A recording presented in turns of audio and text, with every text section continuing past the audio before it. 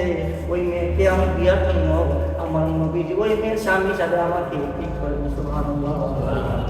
Answer সাহাবী যখন এই শুনলেন, শোনার পরে তিনি আশ্চর্য হয়ে বললেন, কি ব্যাপার, কি ওই মদিনার মধ্যে আমি ধনাঢ্য একজন ব্যক্তি, টাকার কোনো অভাব নাই, সম্পদের কোনো কিছুর অভাব নাই, আমার নবীজি কেমনে এরকম জীর্ণ শীর্ণ একজন সাহাবীকে আমার মেয়ের স্বামীর জন্য পাঠিয়েছেন? ও জুলাইবিব, শুনো শুনো, তুমি চলে যাও, তুমি যাও, আমি আমার নবীজির দরবারে যাবো, যাই বলবো, ইয়া রাসূলুল্লাহ, কেমনে আজকে আপনি এই সাহাবী জন্য আমার মেয়েকে ঠিক করছেন? ওই কথা বলে যখন জুলাইবিবকে বিদায় করে দিলেন, পাশ থেকে আমার স্ত্রী রাইকা বললো, কি হয়েছে, কি হয়েছে, এত চিন্তিত আপনি কেন, এত আলোচনা কেন হয়েছে? জুলাইবিব রাদিয়াল্লাহু আনহু চলে যাচ্ছেন, ওই সময় স্ত্রী রাইকা বলে, ও স্বামী, কি হয়েছে, আপনি এত আলোচনা, এত চিৎকার কেন করতেছেন?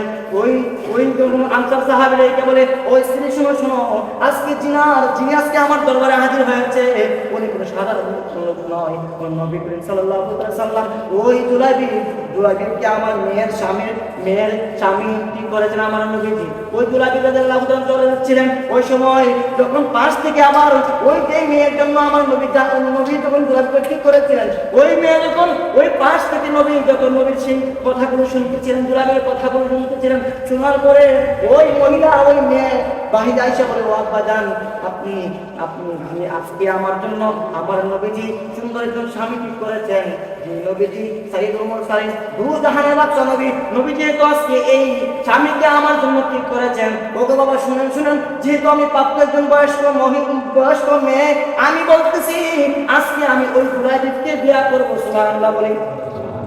ওই কথা যখন বললেন, বলার পরে জুলাইবিব রাদিয়াল্লাহু আনহু চলে যাচ্ছিলেন, ওই সময় পিছন থেকে ওই আনসার সাহাবী স্ত্রীকে বললে, ও জুলাইবিব, আসো আসো, তুমি আজকে যাও না, তুমি যদি আমার নবীর দরবারে যাও, আমার নবীকে যদি তোমার কাছে জিজ্ঞাসা করো তুমি কি নিয়ে আসছো, তখন তুমি যদি বলো ওই আনসার সাহাবী মেয়েকে নিয়ে আসতে পারি নাই, তখন আমার নবী কষ্ট পাবে। আমার নবী যদি কষ্ট পায়, আমার আখিরাত জিন্দেগি হোক না পরকাল সব কিছু বরবাদ হয়ে যাবে। ও জুলাইবিব, আসো আসো, তুমি আমার কাছে আসো, তুমি আমার চলে আসো, আমার মেয়েকে তোমার জন্য বিবাহ করব। সুবহানাল্লাহ।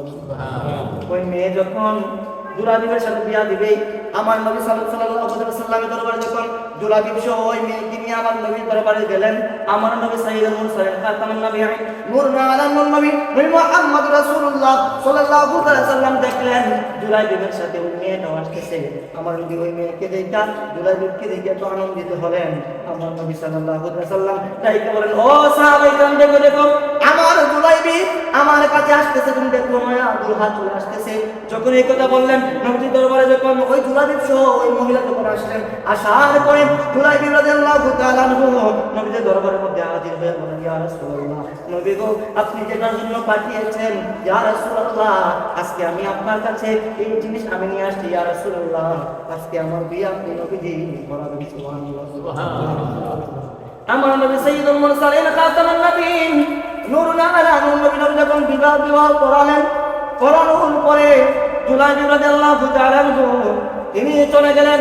বিবাহ করানো শেষ হওয়ার পরে যখন চলে গেলেন, ওনার ঘরের মধ্যে আনসার সাহাবীর ঘরের মধ্যে চলে যাওয়ার পরে তিনি যখন বাসরাতের মধ্যে যাওয়ার আগে তিনি কি করলেন, তিনি একটি ওই নামাজ পড়ার জন্য দায় নামাজ দিলেন।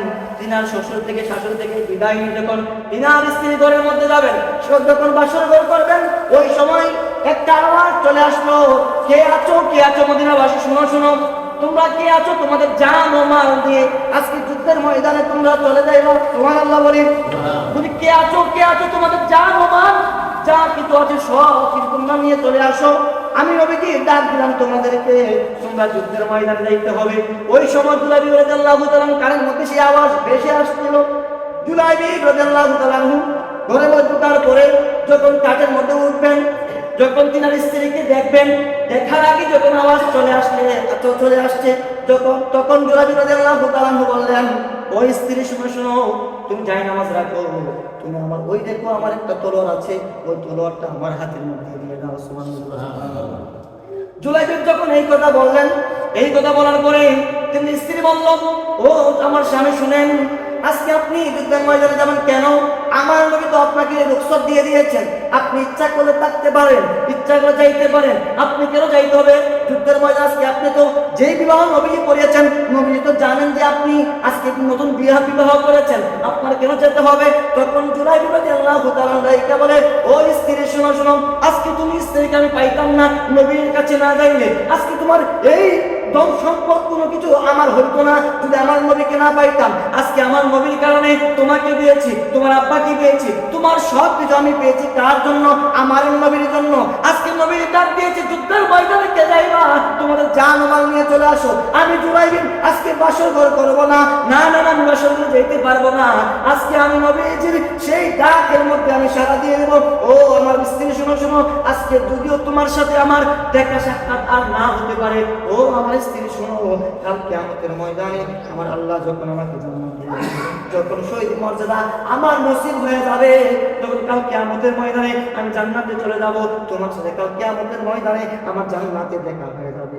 সুবহানাল্লাহ। এই কথা যখন বললেন, জুলাইবি রাদিয়াল্লাহু তাআলা আনহু তিনার তলোয়ার মোবারক নিয়ে যখন